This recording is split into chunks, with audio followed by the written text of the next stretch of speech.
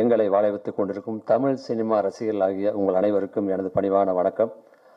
இயக்குனர், ஒளிப்பதிவாளர், எடிட்டர், இசையமைப்பாளர் மற்றும் எனது சகோதரர் காளி வெங்கட், இன்னும் நடிக்க இருக்க மற்றவங்க, பத்திரிகை நண்பர்கள், ஊடக நண்பர்கள் அனைவருக்கும் இனிய காலை வணக்கம்.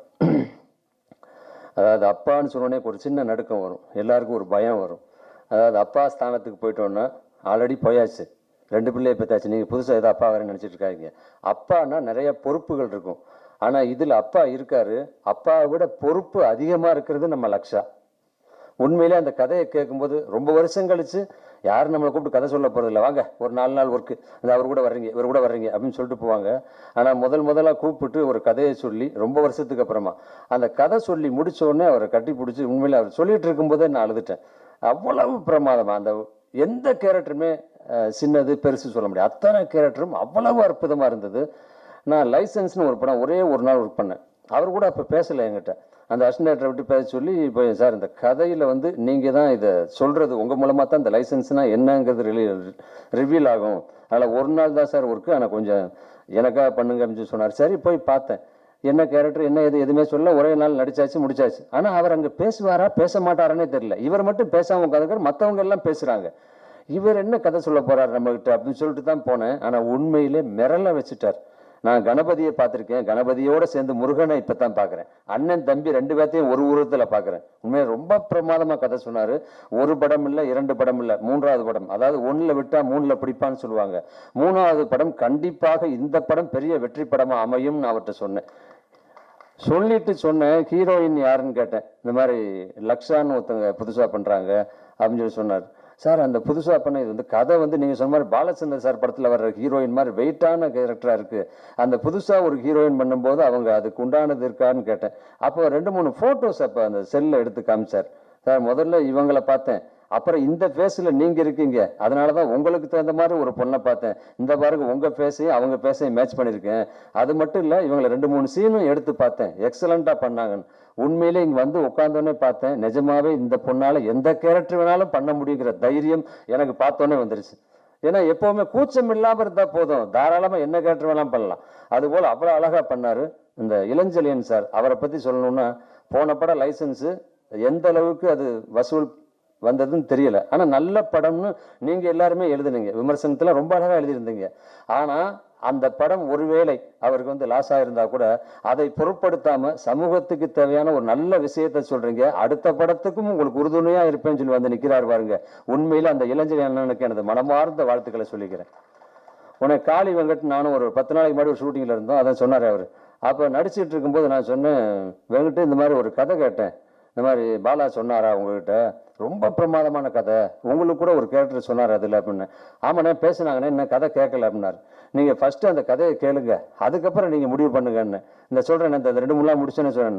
அடுத்து 2-3 நாள் கழிச்சு டப்பிங்கில் போய் பார்க்குறேன், உடனே ராஜன்கிட்ட கேட்குறேன், அண்ணா பேசியாச்சுண்ணே, இந்த கதை சொல்லிட்டு இருக்கார் டைரக்டர் அப்படின்னார்.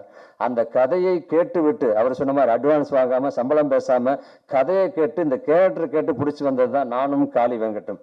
இது போல அந்த ஹீரோயின் வந்திருக்காங்க.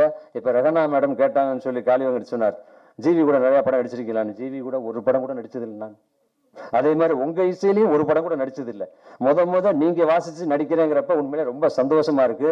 அதுவும் இல்லாம எனக்கு வந்து ரீரெக்கார்டிங் ஸ்கோர் உங்களுக்கு நிறையவே இருக்கு. நீங்க கேட்டிருப்பீங்களே கதையை, நீங்க கதை கேட்டுட்டு சொன்னார், டைரக்டர் சொன்னார், நீங்க கதை கேட்டு ரொம்ப பிடிச்சிருக்குன்னு சொன்னாங்க ரெகனா மேடம்னு சொல்லி.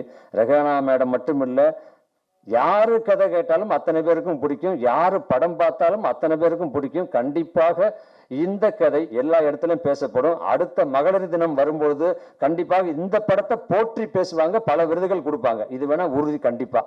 அதனால இந்த படத்துல ஒர்க் பண்ற டெக்னீஷியன், எடிட்டர், கேமராமேன் அத்தனை பேருக்கும் உண்மையிலே இப்படி ஒரு படம் நம்ம ஒர்க் பண்ணலையே அப்படின்னு சொல்லிட்டு மற்றவங்க இயங்குவாங்க. ஏன்னா இந்த மாதிரி சில கதைகள் சில படங்கள் மட்டும்தான் அமையும். அதுபோல இந்த படம் அமைஞ்சிருக்கு. இந்த படம் இன்னைக்கு வந்து மாசி முடிஞ்சு பங்குனி ஆரம்பிக்குது. மாசியும் பங்குனியும் முடிஞ்சு ஆரம்பிக்கிற நேரத்தில் ஆரம்பிச்சிருக்கீங்க. கண்டிப்பாக இது வெற்றி படமாக அமையும். உங்க கூட சேர்ந்து எப்பையும் தோள் கொடுத்து நாங்களும் இருப்போம், இந்த வெற்றிக்கு உறுதுணையாக இருப்போம் என்று சொல்லி, பத்திரிகை நண்பர்கள் நீங்க எல்லாம் இருக்கீங்க, கண்டிப்பாக இந்த கதையை இந்த படத்தை மக்களுக்கு கொண்டு போய் சேர்க்கணும். இது நல்ல படம்ங்கிறத நீங்க எடுத்து சொல்லணும், அவங்க பார்க்க வைக்கணும். இந்த படம் வெற்றி படமாக இதுவும் உங்க கையில் இருக்குன்னு சொல்லி வாழ்த்து விடைபெறுகிறேன். நன்றி, வணக்கம். ரொம்ப மகிழ்ச்சி. எனக்கு வந்து இது ரொம்ப ஃபஸ்ட் டைம் ஒரு ஃபஸ்ட் எக்ஸ்பீரியன்ஸ். இன்னும் அட்வான்ஸ் கூட வாங்கலை, ஆனால் இப்போதைக்கு வந்துட்டேன். ஏன்னா நேற்று நைட்டு தான் அண்ணன் சொன்னார், அதுக்கு முன்னாடி கதை சொல்லிட்டாரு. ரொம்ப ரொம்ப இன்ட்ரெஸ்டிங்கான கதை. சமீபத்தில் நான் கேட்டதில் ரொம்ப சுவாரஸ்யமாக இருந்துச்சு.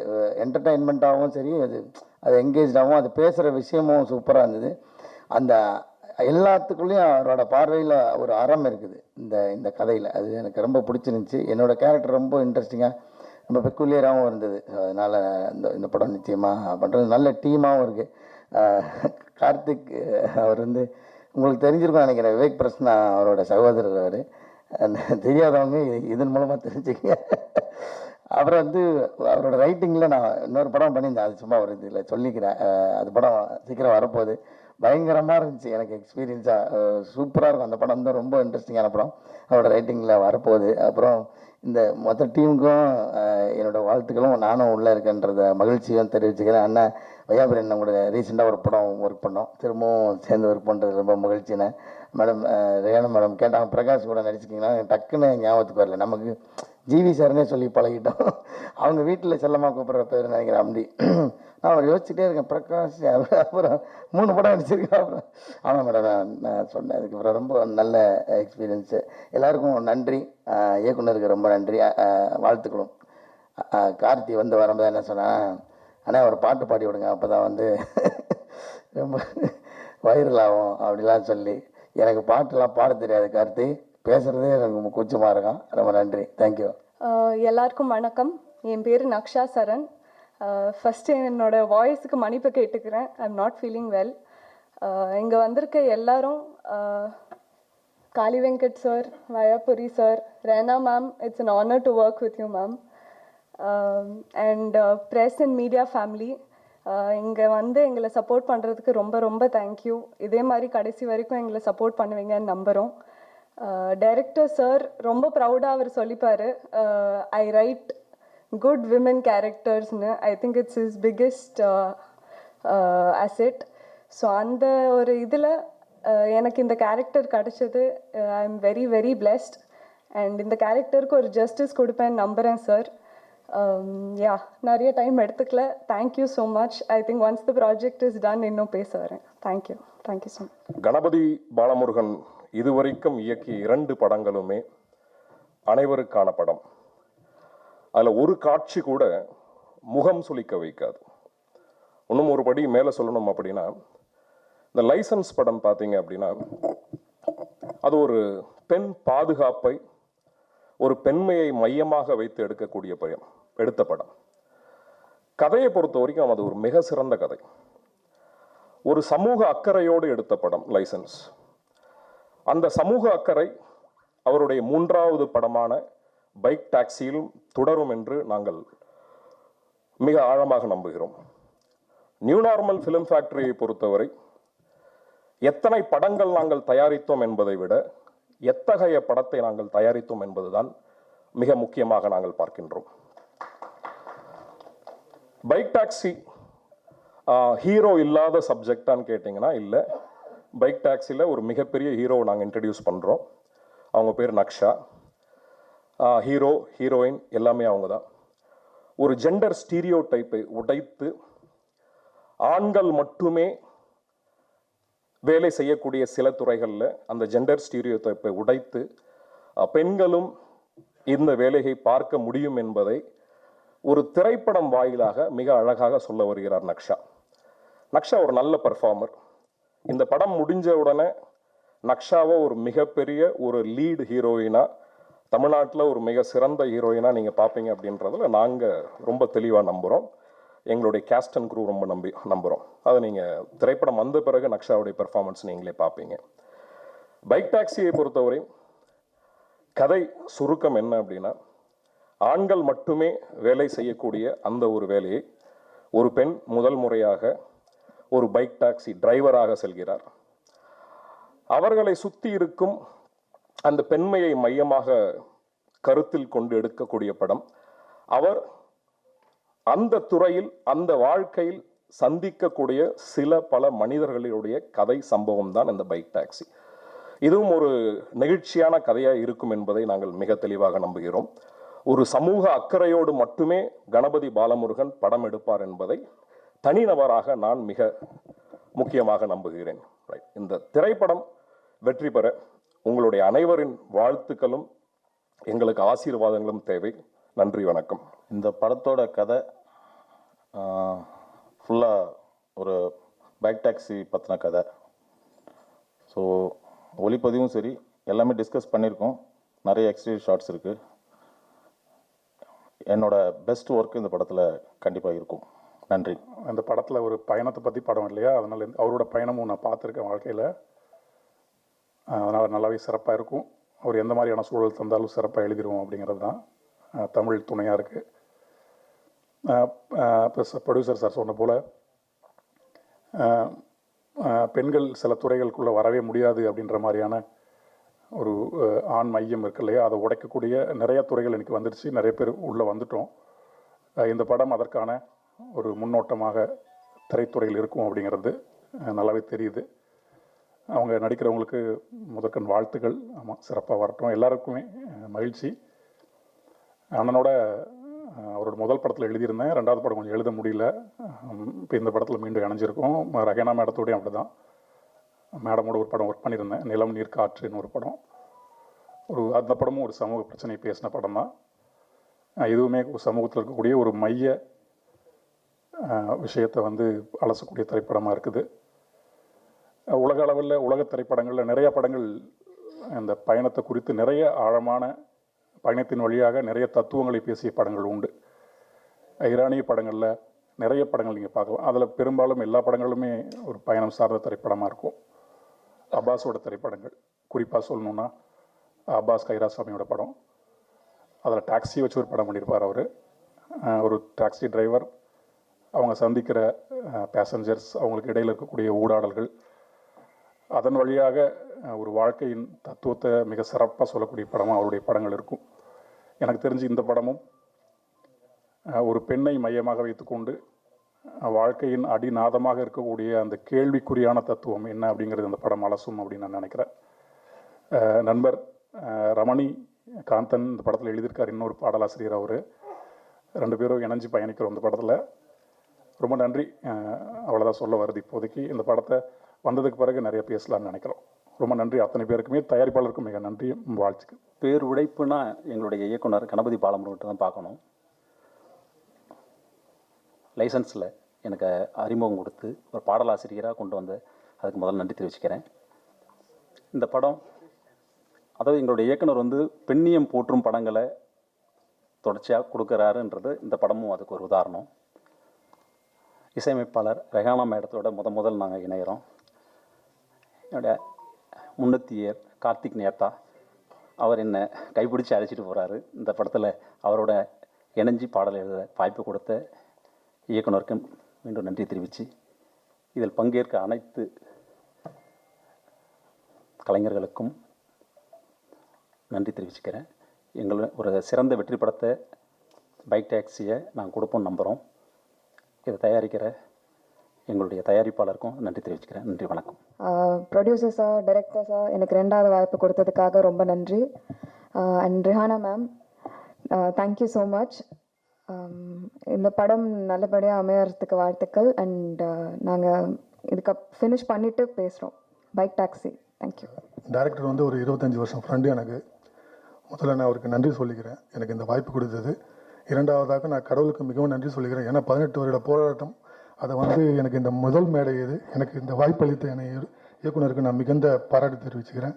அப்புறம் இந்த இடத்துக்கு கொண்டு எனக்கு மனைவிக்கு நான் மிகவும் நான் நன்றியை தெரிவிச்சுக்கிறேன். ஏன்னா என்னோட 18 வருட போராட்டத்துக்கு அவங்க தான் ஒரு சப்போர்ட்டிவாக இருந்தாங்க. அவங்களுக்கு நான் ரொம்ப தேங்க்ஸ் சொல்லிக்கிறேன். இந்த படம் மிக சிறந்த வெற்றி படமாக அமையணும். நான் கண்டிப்பாக போராடுவோம், இது கண்டிப்பாக ஜெயிப்போம். எல்லாருக்கும் நான் தேங்க்ஸ் சொல்லிக்கிறேன். நன்றி, வணக்கம். பாலமுருகன் சினிமாவை எப்படி நேசித்து ஒவ்வொரு காட்சியையும் அவருக்கே ஒரு 4 வாட்டி 5 வாட்டி தனித்தனியாக எழுதி பார்த்து அதை மேட்ச் பண்ணி கொண்டு போவார். அதில் ஒரு சமூக சிந்தனையும் கண்டிப்பாக இருக்கும். இந்த மாதிரியான இயக்குநர்களுக்கு பத்திரிகை நண்பர்கள் எல்லாம் நீ உறுதுணையாக இருந்து இதை இந்த படத்தின் வெற்றிக்கு நீங்கள்லாம் கண்டிப்பாக உறுதுணையாக இருக்கணும், இருந்து மேலே கொண்டு போகணும். எல்லாம் நல்ல ஒரு குரூப் ஃபார்ம் பண்ணியிருக்காரு. இந்த கேமராமேன் வந்து என்னுடைய ஃபஸ்ட்டு படத்தில் பண்ணவர் தான் சுரேஷ். அவர் தெலுங்கில் மிக உயர்ந்து எடுத்திருக்கக்கூடிய மதியோட அசோசியேட். ஒவ்வொரு காட்சியையும் நீ எத்தனை வாட்டி எடுத்தாலும் சரி, க்ளோஸு, மிட்டு, வைடு, நீங்கள் லாங் ஷாட், இப்போ எப்படி எடுத்தாலும் சலிக்காமல் செய்து கொடுக்கக்கூடிய ஒரு நல்ல கடின உழைப்பாளி. அதே மாதிரி படத்துலேயும் காட்சிகளை செதுக்கி செதுக்கி பார்த்து ஒரு சமூக சிந்தனை வைக்கக்கூடிய நல்ல இயக்குனர். அதனால் இந்த படம் கண்டிப்பாக வெற்றி பெறும். கதை இதில் எல்லாம் ஹீரோ இல்லைன்னு ஒருத்தர் சொன்னார். இதில் என்னை பொறுத்த மட்டும் கதை தான் முக்கியமான ஹீரோ. இது ஒரு வகையில் நானே கூட இருந்தது. அநேகமாக அடுத்த படம் நானும் பாலமும் சேர்ந்து பண்ணுறதுக்குரிய வாய்ப்பு இருக்குன்னு நினைக்கிறேன். அனைவருக்கும் வாழ்த்துக்கள். நிச்சயமாக இந்த படம் வெற்றி பெறும் என்று நான் முழுமையாக நம்புகிறேன். நீங்கள் தான் இதை கொண்டு போய் சேர்க்கணும் அப்படின்ற வேண்டுகோளை பத்திரிகையாளரிடம் வைத்து விடைபெறுகிறேன். நன்றி, வணக்கம். சார் வந்து பெண்மையை போற்றும் கதாபாத்திரங்கள் பண்ணுறேன்னு சொன்னார். ஆனால் உண்மையிலே பெண்மையை போற்றவர் தான். ஏன்னா அவர் வந்து பேசும்போது எங்ககிட்ட சொன்னது என்னென்னா, ஏன் விமன் நிறைய இடங்களில் வளராமல் இருக்காங்க, இன்னும் நிறைய வளரணும், நிறைய விமன் இந்த இண்டஸ்ட்ரிக்கு வரணும் அப்படின்னு பேசும்போது எனக்கு ரொம்ப பிடிச்சிருந்தது. நம்மளை மதிக்கிறவர் மட்டும் இல்லை, நம்மளை இன்னும் உயர்த்தணும்னு நினைக்கிறவர் அப்படின்னு அந்த ஒரு எண்ணம் வந்து எனக்கு ரொம்ப பிடிச்சிருந்தது. நெக்ஸ்ட் அவர் சொன்ன கதை வந்து I was so impressed with that story. It was so good. அது இது வரைக்கும் நான் கேட்ட கதைகளில் சூப்பராக இருந்தது. Lakshya is very lucky to get this role. Really I'm telling you. அவங்க ஒரு நதியா மாதிரி, சுஹாசினி மாதிரி டெஃபினட்டாக வருவாங்கன்னு நினைக்கிறேன். அந்த மாதிரி ஒரு பொட்டென்ஷியல் உள்ள படம். அவங்க தான் இல்லை ஹீரோ ஹீரோயின் எல்லாமே. So it's an amazing story which I have 100% confidence. The almighty should make it a big success. Thank you so much. ரொம்ப நெகிழ்ச்சியாக இருக்குது. இந்த தமிழ் சினிமாவில் எனக்கு வாய்ப்பு கொடுத்த முதல் திரைப்பட தயாரிப்பாளர் சண்முகம், இரண்டாம் திரைப்பட தயாரிப்பாளர் ஜீவானந்தம், எல்லாவற்றுக்கும் மேலாக எனது தாய், எனது மனைவி, எனது குடும்பம், இவங்க எல்லாவற்றுக்கும் மேலாக எனது குருநாதர் சுசீந்திரன். இப்போ நான் சொன்ன மாதிரி முதல் தயாரிப்பாளர், ரெண்டாவது தயாரிப்பாளர், அடுத்து இந்த மூணாவது தயாரிப்பாளர் இளஞ்செழியன். ரொம்ப ரொம்ப கடினமான ஒரு சூழலில் பொருளாதாரத்தில் மிக பின்தங்கி இருந்து ஒரு சாதாரண உதவி இயக்குனராக இருந்து இன்றைக்கி மூன்றாவது திரைப்படம் வந்திருக்கேன். அது வந்து நிச்சயமாக ஒரு தனி மனித முயற்சியும் தாண்டி சக நண்பர்கள், சக தோழர்கள், சக குடும்பத்தினர்கள், உறவினர்கள், சார் ஒரு 3 படம் சினிமாவில் பண்ணுறதே இன்றைக்கி ரொம்ப அபூர்வமான ஒரு விஷயமாக தான் இருக்குது. கடினமாக தான் இருக்குது. சிறிய படங்கள் தான் பண்ணுறோம், ரொம்ப ரொம்ப சிறிய படங்கள் பண்ணுறோம் அப்படின்ட்டு அந்த படம் தேட்டருக்கு வர்றதுலேருந்து அவ்வளோ பிரச்சனைகள் இருக்குது. எல்லா கடினமான காலங்களையும் கடந்து இந்த நிலைக்கு நான் வருவதற்கு காரணமாக இருந்த அத்தனை நல்ல இதயங்கள், அதாவது ஜிபேலே என் வாழ்க்கை நடந்துட்டு இருந்துச்சு. அப்படி ஒரு நல்ல இதயங்கள் இருக்காங்க. நைட்டு 12 மணிக்கு 1 மணிக்கு எல்லாருடைய வாழ்க்கையும் அப்படி தான் இருக்குது. ஸோ இந்த நிமிஷம் வரைக்கும் எனக்காக உதவிய அத்தனை நல்ல இதயங்களுக்கு நன்றி கூறிட்டு நான் இந்த திரைப்படத்தை பற்றி பேசுகிறேன். பைக் டாக்ஸி ரொம்ப ஸ்ட்ராங்காக இருப்போம். அந்த டே இன்னும் ஷூட்டிங்கே போல் டிசைன் பண்ணியிருக்கோம். ஸோ ஷூட்டிங்கே போல் இந்த படத்தோடைய கதையை கூட எங்களால் ரொம்ப தைரியமாக சொல்ல முடியும். ஏன்னா எங்கள் எண்ணம், எங்கள் சிந்தனை இன்னொரு இயக்குனருக்கு கண்டிப்பாக வராதுன்றதில் பெரிய நம்பிக்கை இருக்குது. ரத்தன சுருக்கமாக இந்த படத்தினுடைய கதையை சொல்ல முடியும். ஒரு ஃபீமேல் பைக் டாக்ஸி ரைடர் வித்யா அப்படின்ற பெண் ஒரு நாள் தன்னுடைய பயணத்தை ஆரம்பிக்கிறாங்க.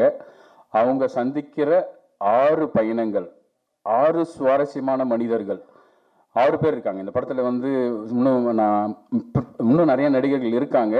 இருந்தாலும் அவங்கள முறைப்படி நம்ம அறிவிக்கணும். காளி வெங்கட் மாதிரி, வையாபுரி அண்ணன் மாதிரி சில பேர் உடனே வந்தாங்க இல்லைங்களா. அந்த மாதிரி இந்த திரைப்படத்தில் ஒரு பெண் பைக் டாக்ஸி ஓட்டுநர் சந்திக்கிற 6 சுவாரஸ்யமான கதைகள். ஆன்டாலஜி கிடையாது, இது என்டையர் 6 கதைகள்லையுமே வித்யா என்ற பெண் கனெக்ட் ஆகிருப்பாங்க. நவரசங்களை தாண்டி அத்தனை ஒரு விஷயங்களையும் குணாதிசயங்களையும் பிரதிபலிக்கிற ஒரு அற்புதமான கேரக்டர். ஸோ ஒன் டேல நடக்கிற இன்சிடென்ட்டு 6 கதைகள், அருமையான கதைகள் இருக்குது. ஸோ அது அதே சமயம் நீங்கள் எதிர்பார்க்குற மாதிரி இன்னைக்கு 2024 மஞ்சுமல் பாய்ஸ்னு ஒரு படம் மிகப்பெரிய வெற்றி, சாதாரண வெற்றியில் மிகப்பெரிய வெற்றி. எல்லா இயக்குநர்களுமே அப்படி ஒரு பெரிய வெற்றிக்காக தான் சார் எழுதுகிறாங்க, திரைக்கதை அமைக்கிறாங்க. நிச்சயமாக இப்போ சமீபத்தில் இருக்கிற ஒரு வெற்றியை நம்ம கொண்டாடி தான் ஆகணும். அப்படி எந்த விதத்திலும் எல்லா இயக்குனரும் ஒரு பெரிய வெற்றி படம் கொடுத்ததுக்கு தான் நினைப்பாங்க. அப்படி ஒரு பெரிய வெற்றி படத்தை கொடுக்கணுன்ற நம்பிக்கையோடு வந்திருக்கோம். ஸோ படத்தோடைய முதல் நாள் பூஜை ஷூட்டிங்கு நாளைக்கு, அதுக்கப்புறம் தான் பிளான் பண்ணுறோம். இந்த படத்தோட கதையை நான் உங்களுக்கே சொல்லியிருக்கேன். ஸோ நம்பிக்கை இருக்குது. மிக மிக மிக நேர்மையாக எழுதப்பட்ட கதை பார்வையாளர்களை சுவாரஸ்யப்படுத்தும் என்பதில் எங்களுக்கு எந்த விதமான டவுட் எல்லாம் கிடையாது. ஸோ இந்த வாய்ப்பிற்கு எனக்கு உதவிய அத்தனை இதயங்கள், யாராவது பேர் சொல்ல மறந்துட்டாலும் பரவாயில்ல, அதுக்கு தான் சொன்னேன், அத்தனை நல்ல இதயங்களுக்கும் நன்றி கூறுகிறேன். இந்த திரைப்படத்தின் மூலமாக நிச்சயமாக ஒரு தேர்ந்த மிக சிறந்த இயக்குனராக என்னுடைய பயணம் இருக்கும். அதுக்கு என்னுடைய அத்தனை உறவுகளுக்கும், திரையுலக சொந்தங்களுக்கும், திரையுலக நண்பர்களுக்கும், உறவுகளுக்கும், நண்பர்களுக்கும் நன்றி. நிச்சயமாக, அதாவது என்ன உரை எல்லாமே நன்றி உரையாக தான் இருக்கும் பார்த்தீங்கன்னா. ஸோ நன்றி அப்படின்றத தாண்டி அன்பை விதைக்கிறோம். பேரன்பு பெருத்தோங்கட்டும். மிக்க நன்றி.